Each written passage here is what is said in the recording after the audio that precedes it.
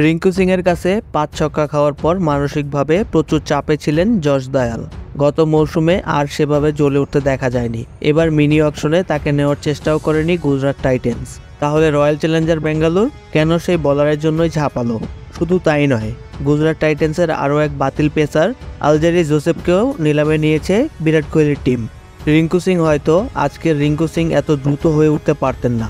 গত আইপিএলে একটা ম্যাচ রিঙ্কুর ক্যারিয়ারে রং বদলে দিয়েছিলেন।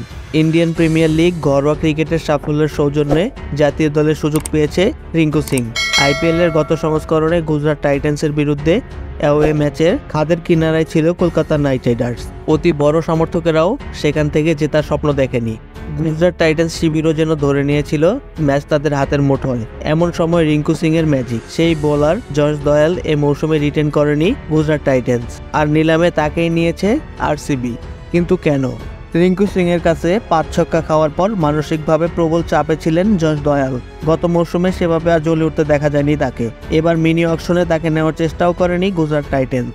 তাহলে রয়্যাল চ্যালেঞ্জার বেঙ্গালুরু কেন সেই বোলারকে টিমে নিতে ঝাঁপালো? শুধু তাই নয়, গুজরাট টাইটেন্সের আরও এক বাতিল পেসার আলজেরি জোসেফকেও নিলামে নিয়েছে বিরাট কোহলির টিম। গত মৌসুমে রয়্যাল চ্যালেঞ্জার বেঙ্গালুরুরে ছিলেন জশ হ্যাজিলুড। যদিও চোটের কারণে হাতে গোনা ম্যাচ খেলেছিলেন জশ। মোহাম্মদ সিরাজের সঙ্গী হিসাবে ভালো বোলার চাইছিল আরসিবি। নিলামের আগে সে কথা জানিয়েছিল আরসিবির ক্রিকেট ডিরেক্টর।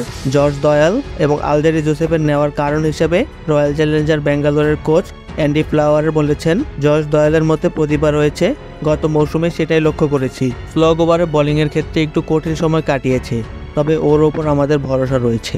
অজি অধিনায়ক প্যাট কামিন্সের জন্য ঝাঁপিয়েছিল আরসিবি, তাকে পায়নি। ওয়েস্ট ইন্ডিজের পেসার আলজেরি জোসেফকে নিয়েছে আরসিবি। কামিন্সকে না পাওয়াতেই আলজেরি জোসেফের জন্য ঝাঁপানো হয়েছিল, এমনটাই জানিয়েছে ফ্লাওয়ার। এরকম আরও নতুন নতুন ভিডিও পেতে এখনই আমাদের চ্যানেলটি সাবস্ক্রাইব করে আমাদের পাশেই থাকুন। ধন্যবাদ সবাইকে।